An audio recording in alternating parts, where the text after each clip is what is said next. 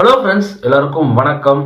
இப்போ ரீசெண்டாக நீங்கள் ஒரு நியூஸ் கேள்விப்பட்டிருப்பீங்க. ரெனே ஜோஷில்டா அப்படிங்கிறவங்க பார்த்தோம் அப்படின்னா ஒரு சென்னை டெக்கி. அவங்க பார்த்தோம் அப்படின்னா என்ன பண்ணியிருக்காங்க அப்படின்னா ஒரு பயங்கரமான ஒரு விஷயத்த பண்ணியிருக்காங்க. ஸோ அது என்ன அப்படிங்கிறத இந்த வீடியோவில் பார்க்க போகிறோம்.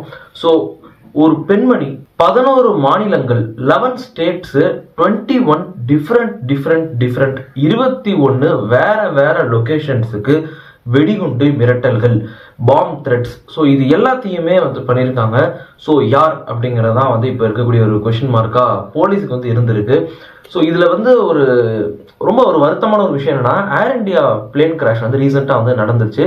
ஒரு சில நியூஸ்ல குறைஞ்சது 274 பேராவது கண்டிப்பாக இறந்துருப்பாங்க அப்படின்னு சொல்றாங்க. ஸோ எப்படி பார்த்தாலும் 250 பேருக்கு மேலேயாவது விக்டிம்ஸ், இறந்தவங்களோட எண்ணிக்கை 250 பேருக்கு மேலேயாவது இருக்கும் அப்படின்னு தான் சொல்றாங்க. இதை பத்தி நம்மளுடைய சேனல்ல வீடியோஸ் இதுக்கு முன்னாடி போஸ்ட் பண்ணியிருந்திருக்கோம். ஃப்ளைட்ல இருந்திருக்கக்கூடிய பைலட்ஸு, பேசஞ்சர்ஸு இவங்கள தவிர கீழே மெடிக்கல் காலேஜில் இடிச்சு அங்கே இறக்கப்பட்ட ஸ்டூடெண்ட்ஸாக இருக்கட்டும், அங்கே மெடிக்கல் காலேஜுக்கு வந்த ஒரு சில பேர் இறந்துருக்காங்க. ஸோ இந்த மாதிரி நாட்டையே உலுக்கி எடுத்த ஒரு ஆக்சிடென்ட் தான் இந்த ஏர் இந்தியா பிளேன் கிராஷ். இன்ன வரைக்குமே இந்த நியூஸ் போயிட்டு இருக்கு. நீங்கள் இன்னைக்கு ஏர் இந்தியா அப்படின்னு அடிச்சிங்கன்னா கூட அந்த பிளேன் கிராஷ் சம்மந்தப்பட்ட ஒரு நியூஸ் போயிட்டு இருக்கு. அந்த ஏர் இந்தியா பிளேன் கிராஷ் ரிலேட்டடான நியூஸ் போயிட்டு இருக்கு. அதாவது பாதிக்கப்பட்ட விக்டிம்ஸ் அவங்க ஃபேமிலிஸ்க்கு பார்த்தோம் அப்படின்னா பணம் கொடுக்கறது, அந்த காம்பன்சேஷன், அந்த இன்சூரன்ஸ் கிளைம்ஸ், இதை பற்றி நிறையா போயிட்டு இருக்கு. ஸோ நாட்டை உண்மையிலேயே ரொம்ப பதற வைத்த ஒரு நியூஸ் தான். அதாவது என்னடா நாட்டில் இப்படிலாம் நமக்கு நடக்குது, ரொம்ப சங்கடமான ஒரு நியூஸ். நான் இதுக்கு முன்னாடி என்னுடைய வீடியோஸ்ல நீங்கள் பார்த்துருப்பீங்க, கொஞ்சம் எமோஷ்னலாகவே நான் பேசியிருப்பேன்.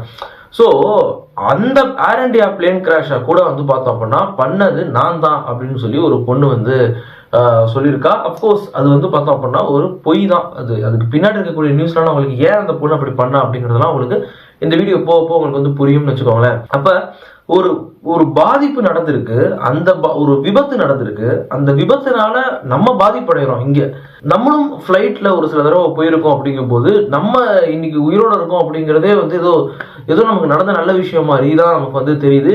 மேபி ஃபியூச்சர்ல நம்ம எப்பயாவது ஒரு தடவை ஃப்ளைட்டுக்கு போனா கூட நம்ம இந்த ஆக்சிடென்ட்டை நினைச்சு பார்க்காம இருக்க போறது கிடையாது. அப்ப நம்ம இவ்வளவு பாதிப்பா இருக்கோம். ஆனா இந்த ஒரு விபத்தை கூட பார்த்தோம் அப்படின்னா வச்சு பர்சனலா ஒரு சில பேர் பயன்படுத்திக்கிறாங்க அப்படிங்கிறது தான் இந்த நியூஸ் காட்டுது. ஸோ அதுதான் ஏர் இந்தியா பிளேன் கிராஷ் பண்ணது நாங்க தான் அப்படின்னு தான் அவங்க சொல்லியிருந்திருக்காங்க. இதுக்கு முன்னாடி நிறைய ஸ்டேடியம்ஸ்ல, ஹாஸ்பிட்டல்ஸ்ல, ஸ்கூல்ஸ்லாம் பார்த்தோம் அப்படின்னா வெடிகுண்டு மிரட்டல்கள் விட்டுருக்காங்க. இந்த வெடிகுண்டு மிரட்டல்கள்லாம் விட்டது யார் அப்படின்னு பார்த்தோம் அப்படின்னா ஒரு பெண்மணி.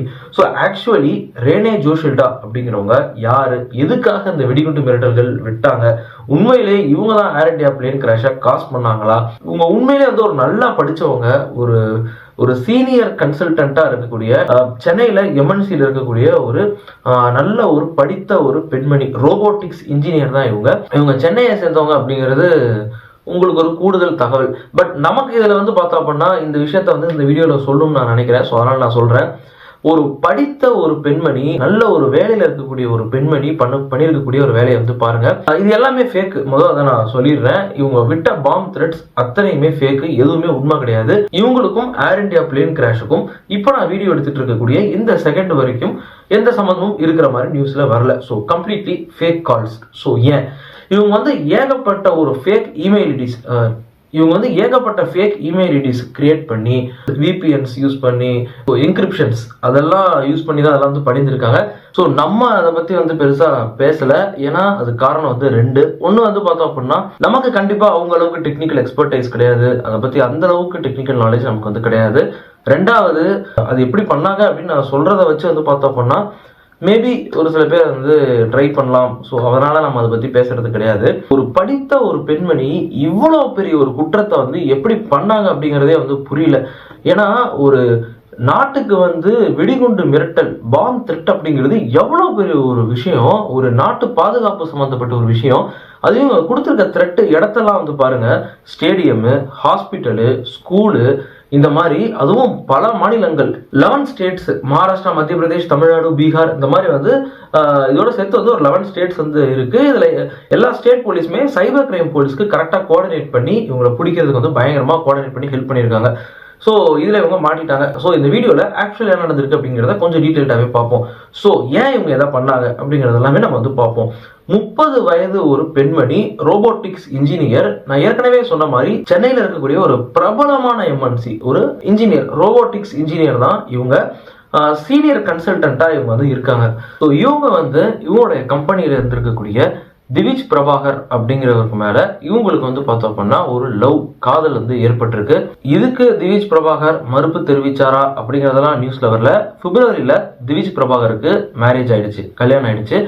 இதனால மிகவும் கோபமடைந்த இந்த பெண்மணி ரேனே ஜோஷில்டா என்ன பண்ணியிருக்காங்க அப்படின்னா, இவருடைய பேர் அந்த திவிஜ் பிரபாகர் அவருடைய பேர்ல வந்து மிரட்டல்கள் விடுறது. ஸோ ஃபேக்கான இமெயில் அட்ரஸ் வாங்குறது, விபிஎன்ஸ், ஃபேக்கான இமெயில் அட்ரஸஸ் யூஸ் பண்ணி, விபிஎன்ஸ் யூஸ் பண்ணி, இந்த மாதிரி பல விதங்கள்ல கவர்மெண்ட்டுக்கு வந்து பார்த்தோம் அப்படின்னா தொல்லையை கொடுத்துருக்காங்க.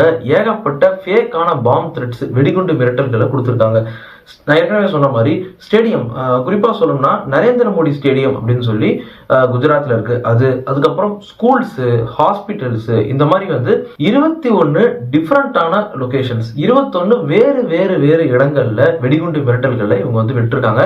ஸோ எல்லாமே வந்து பார்த்தோம் அப்படின்னா அவங்களுடைய அந்த ஒரு லவர் அந்த திவிஜ் பிரபாகரை எப்படியாவது வந்து மாட்டி விடணும் அப்படிங்கிறதுக்காக, அதாவது அவருடைய பேரில் அந்த ஒரு இமெயில் அட்ரஸ், விபிஎன் அந்த மாதிரிலாம் யூஸ் பண்ணி அவரை மாட்டி விடுறதுக்காக ஒரு வேலையை பண்ணியிருக்காங்க. ஸோ போலீஸ் வந்து ரொம்ப நாளாவே இவங்களை ட்ரேஸ் பண்ணியிருக்காங்க. இவங்க ஒரு டெக்னிக்கல் எக்ஸ்பர்ட் அப்படிங்கிறதுனால அதுலேருந்து எப்படி மாட்டிக்காம இருக்கிறது அப்படிங்கிறத இவங்க தெரிஞ்சிருக்காங்க.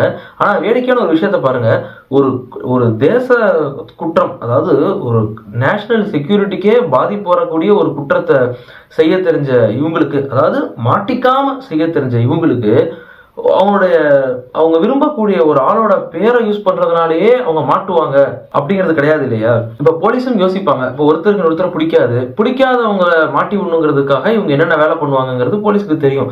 அப்ப டிவிஜ் பிரபாகர் அப்படிங்கிற ஒரு பேர்ல இருந்து த்ரெட் வருது அப்படிங்கிறதுனாலே நாட்டில் இருக்கக்கூடிய எல்லா டிவிஜ் பிரபாகரையும் போலீஸ் போய் அரெஸ்ட் பண்ண போறது கிடையாது. இது நமக்கே தெரியுது, அவங்களுக்கு தெரியல. சோ ஒரு பெரிய தப்ப மாட்டிக்காம செய்ய தெரிஞ்ச அவங்களுக்கு இந்த ஒரு சின்ன ஒரு விஷயத்த புரிஞ்சுக்க தெரியாம போயிடுச்சு. பட் எனிவே அவங்க பல மாதங்களா இது வந்து இவங்க வந்து இதை பண்ணிட்டு இருந்திருக்காங்க. போலீஸ்க்கு வந்து உண்மையிலே ரொம்ப மிகப்பெரிய ஒரு சேலஞ்சா அது வந்து இருந்திருக்கு. பட் அட் ஒன் பாயிண்ட்ல வந்து என்ன பண்ணிட்டாங்க அப்படின்னா மாட்டிக்கிட்டாங்க. அதுவும் கூட வந்து அவங்க ஒரு தவறு செய்யறாங்க இல்லையா? ஸோ மாட்டிக்காம ஒரு தப்பு செஞ்சுட்டு இருக்காங்க. அதுல வந்து அவங்களுடைய ஒரு க்ளூவை வந்து விட்டுறாங்க. அந்த க்ளூவை போலீஸ் பிடிச்சி இவங்களோட ஐபி அட்ரஸை ஃபர்ஸ்ட் பிடிச்சிடுறாங்க. ஐபி அட்ரஸை பிடிச்சிட்டு அதுல இருந்து சென்னையில இவங்க இருக்கக்கூடிய வீட்டுல வந்து இவங்களை வந்து பிடிச்சிடுறாங்க. இதுல என்ன ஒரு விஷயம் அப்படின்னு கேட்டீங்க அப்படின்னா, இவங்க கம்பெனில வேலை பார்த்துட்டு இருக்கும் போதே இந்த டிவிஜ் பிரபாகருக்கு வந்து பார்த்தோம் அப்படின்னா வேற ஏதாவது ஒரு பெண்மணி, அவங்க ஆஃபீஸ்ல கம்பெனில ஒர்க் பண்ணக்கூடிய வேற ஏதாவது ஒரு பெண்மணி வந்து பார்த்தோம் அப்படின்னா அவங்களுக்கு வந்து டிவிஜ் பிரபாகரை பிடிச்சிருக்கு அப்படின்னா கூட இவங்க அப்பயே வந்து என்ன பண்ணிருக்காங்க, ஒரு ஃபேக்கான இமெயில் அட்ரஸை கிரியேட் பண்ணி அந்த பொண்ணை வந்து மென்டலா ஹராஸ் பண்ணி அந்த பொண்ணுக்கு தொல்லை கொடுக்கறது, இந்த மாதிரி வேலையெல்லாம் பண்ணியிருக்காங்க. இவங்க கொடுத்த ஒரு தொலைல ஒரு பொண்ணு வந்து வேலையை விட்டா அப்படின்னு வந்து சொல்றாங்க. ஸோ அப்பயே அந்த வேலையை வந்து இவங்க வந்து பண்ணியிருக்காங்க. அதாவது டிவிஜ் பிரபாகரை வந்து ஏதாவது ஒரு பெண்மணி காதலிச்சாலே அந்த பெண்ணை போய் இவங்க போய் அட்டாக் பண்றது. ஸோ அந்த மாதிரி வேலையெல்லாம் இவங்க வந்து பண்ணியிருக்காங்க. இப்போ கமெண்ட்லாம் வந்து பார்த்தோம் அப்படின்னா அந்த பையன் வந்து உண்மையிலே ஒரு நல்ல முடிவு எடுத்திருக்கான், இந்த பொண்ணெல்லாம் கல்யாணம் பண்ணாம விட்டு அப்படின்னு வந்து சொல்றாங்க. யோசிச்சு பாருங்க, அந்த பையன் ஒருவேளை அந்த பொண்ணை கல்யாணம் பண்ணியிருந்தா எப்பா நினைச்சு கூட பார்க்க முடியல. ஏன்னா நம்ம சேனல்ல முதல் வீடியோவே மேகாலயாவோட அந்த ஹனிமூன் கப்பலோட நியூஸ் தான் வந்து பார்த்தோம். ஸோ அதை பத்தியான நியூஸே இன்னும் முடிஞ்ச போது இல்லை. இப்போ கூட ரீசெண்டா பார்த்தேன், வந்துட்டே இருந்துச்சு. ஸோ கொஞ்சம் ஜாக்கிரதையாக தான் ஆண்கள் பெண்கள் 2 பேருமே இருக்கணும் போல. இவங்க வந்து தொடர்ச்சியா வந்து இந்த ஹாஸ்பிட்டல் ஸ்கூல்ஸ்க்குலாம் த்ரெட்மெயில் வந்து கொடுத்துருக்காங்க. ரொம்ப குறிப்பா சொல்லணும் அப்படின்னா ஸ்டேடியம்க்கு வந்து கொடுத்ததா இருக்கட்டும். அதுக்கப்புறம் வந்து இப்போ இந்த ஏர் இண்டியா ஃபிளைட் கிராஷ்ல தான் வந்து உண்மையிலேயே போலீஸ் ரொம்ப டிஸ்டர்ப் ஆயிட்டாங்கன்னு நான் நினைக்கிறேன். ஏன்னா ஸோ அது வரைக்கும் இருந்த ஒரு விஷயத்துக்கும் ஏர்பிளேன் கிராஷ்ல என்ன பண்ணியிருக்காங்க அப்படின்னா, அந்த பிஜே மெடிக்கல் காலேஜ்ல என்ன பண்ணிடுச்சு அப்படின்னா ஃபிளைட் போய் இடிச்சிருச்சு. அப்போ அந்த மெடிக்கல் மேனேஜ்மெண்ட் அவங்களுக்கு, அந்த மெடிக்கல் காலேஜ் மேனேஜ்மெண்ட் அவங்களுக்கு வந்து பார்த்தா அப்படின்னா ஒரு இமெயில் அனுப்பியிருக்காங்க. நாங்கள் வந்து இந்த மாதிரி வந்து த்ரெட்டை முன்னாடியே வந்து கொடுத்துட்டு இருந்தோம், ஏர்பிளேன் கிராஷ் பண்ணுறோம் அப்படின்னு நாங்கள் வந்து சொல்லிட்டு இருந்தோம், நாங்கள் சொன்ன மாதிரி பண்ணிட்டோம், நாங்கள் எவ்வளோ பவர்ஃபுல் தெரியுமா, அவங்களுக்கு தெரியும் ஏர் இண்டியா பிளேன் கிராஷ்ல வந்து முன்னாள் சீஃப் மினிஸ்டர் விஜய் ரூபணி அப்படிங்கிற, அதாவது குஜராத்தோட முன்னாள் சீஃப் மினிஸ்டர் விஜய் ரூபணியும் இறந்தார். ஓகேவா, அவர் இறந்துட்டாங்க, அந்த பிளேன் கிராஷ்ல இறந்துட்டாங்க. ஸோ அதுதான் இவங்க சொல்றாங்க, நாங்கள் வந்து ஒரு பிளேன் கிராஷ் பிளான் பண்ணோம், அதே மாதிரி நாங்கள் வந்து பண்ணிட்டோம், எங்களுடைய பைலட் கரெக்டான வேலையை பண்ணிட்டாரு, நாங்கள் எவ்வளோ பவர்ஃபுல் உங்களுக்கு தெரியுமா, ஃபார்மர் சீஃப் மினிஸ்டரும் இதுக்குள்ள இருந்து இந்த ஏர் இந்தியா பிளேன் கிராஷ்ல இறந்திருக்காரு. ஸோ இது நாங்க செஞ்ச காரியம் தான், இந்த கிராஷை நாங்க தான் பண்ணோம், அப்படி நான் தான் பண்ணேன் அப்படிங்கிற மாதிரிலாம் வந்து பார்த்தோம் அப்படின்னா இமெயில் வந்து அனுப்பிட்டாங்க. இதுல வந்து இப்படிலாம் ஒரு இமெயில் அனுப்புனா யோசிச்சு பாருங்க என்ன ஆகும் அப்படின்னு சொல்லி. ஏன்னா ஏர் இந்தியா பிளேன் கிராஷ் எப்படி நடந்துச்சு அப்படிங்கிறதுக்கான கரெக்டான ரீசனை இன்ன வரைக்கும் வந்து தேடிக்கிட்டு இருக்காங்க. அந்த ஒரு பிளாக் பாக்ஸ் எடுக்கிறதா இருக்கட்டும். இப்போ கூட ரீசெண்டா வந்து நான் கேள்விப்பட்டது என்னன்னா, ஒரு பேர்ட் ஹிட் வந்து பேர்ட் ஹிட்னா என்ன, பறவை இடிச்சு வந்து பாசிபிளி அது நடந்திருக்கலாம் அப்படின்னு தான் சொல்றாங்க. இதனாலதான் இந்த பிளேன் வந்து கிராஷ் ஆச்சு அப்படிங்கிறதுக்கான கரெக்டான காரணத்தை வந்து எனக்கு தெரிஞ்ச வரைக்கும் எந்த நியூஸும் ஒரு ப்ராப்பரா 100% இதனாலதான் நடந்துச்சு அப்படின்னு சொன்ன மாதிரி அது தெரியல.